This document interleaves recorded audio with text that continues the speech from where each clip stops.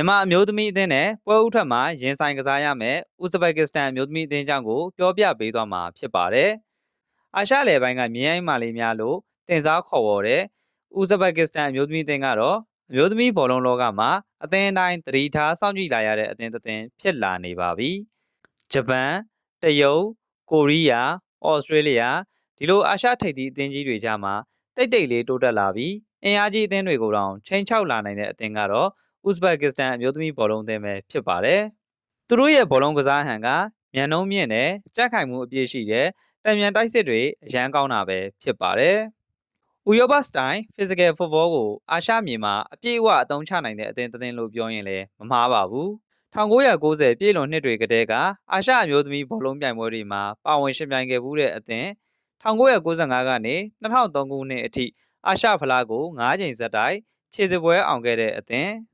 ဒါပေမဲ့နောက်ပိုင်းနှစ်တွေမှာတော့အာရှစင်မြင့်ပေါ်ကနေနှစ်ပေါင်း20ကျော်ပျောက်ကွယ်သွားခဲ့ရပါတယ်။အခုတော့2026 AFC Women Asian Cup ကိုဒရမာဆန်တဲ့ပန်နတီအဆုံးဖြတ်တွေနဲ့ပြန်လည်တက်ရောက်နိုင်ခဲ့ပြီးဥဇဘက်ကစ္စတန်ပြန်လာပြီဆိုတာကိုအာရှတစ်ခုလုံးသိအောင်ပြသခဲ့တာလည်းဖြစ်ပါတယ်။ဒီအသင်းရဲ့အကြီးမားဆုံးအားသာချက်တွေကတော့ physical power, counter attack, thin spirit,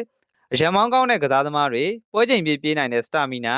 အမြင့်ဘောအတာစီပြီးတော့တွန်းတွန်းတိုက်တိုက်ကစားပုံဘယ်အသင်းမဆိုသူတို့နဲ့တွေ့ရင်ပွဲကမလွယ်တော့ပါဘူးပြီးတော့ဒီအသင်းမှာစောင့်ကြည့်ရမယ်ကစားသမားတွေလည်းအများအပြားရှိနေတာဖြစ်ပါတယ်လက်ရှိမှာတော့ဥဇဘက်ကစ္စတန်ဘောလုံးဖွဲ့ချုပ်ဟာအမျိုးသမီးဘောလုံးဖွံ့ဖြိုးတိုးတက်ဖို့အကြီးအကျယ်ရင်းနှီးမြှုပ်နှံနေပြီးနိုင်ငံသားနည်းပြတွေခန့်အပ်ခြင်းLeague System တိုးတက်အောင်လှုပ်ဆောင်ခြင်းလူငယ်မျိုးဆက်သစ်တွေမွေးထုတ်ပေးခြင်းတွေကိုအရှိန်အဟုန်နဲ့ဆောင်ရွက်နေပါတယ်။သူတို့ရဲ့အဓိကပန်းနိုင်ကတော့ကမ္ဘာဖလားဝင်ခွင့်ရဖို့ပါပဲ။အခုအချိန်မှာတော့ဂျပန်၊တရုတ်၊မြောက်ကိုရီးယားတို့လိုအာရှအင်အားကြီးအသင်းတွေနဲ့ကွာဟချက်ရှိနေသေးပေမဲ့ဒီအချိန်နဲ့သာဆက်သွားနိုင်ရင်နောက်နှစ်အနည်းငယ်အတွင်းဥဇဘက်ကစ္စတန်အသင်းဟာအာရှရဲ့ Dead Horse မဟုတ်တော့ပဲတော်သင်းသင်းဖြစ်လာနိုင်ပါတယ်။အခုမြန်မာပြည်သက်တွေရှေ့မှာဥဇဘက်ကစ္စတန်ဘောလုံးအသင်းရဲ့ကစားပုံတွေကိုဓာတ်ရိုက်မြင်တွေ့ခွင့်ရရှိတော့မှာပဲဖြစ်ပါတယ်။ AYN Tri Nation Cup ပြိုင်ပွဲအဖြစ်မြန်မာ၊ထိုင်း၊ဥဇဘက်ကစ္စတန်အသင်းတို့သုံးသင်းပတ်လည်ရှင်မြန်ကစားကြတော့မှာဖြစ်ပြီး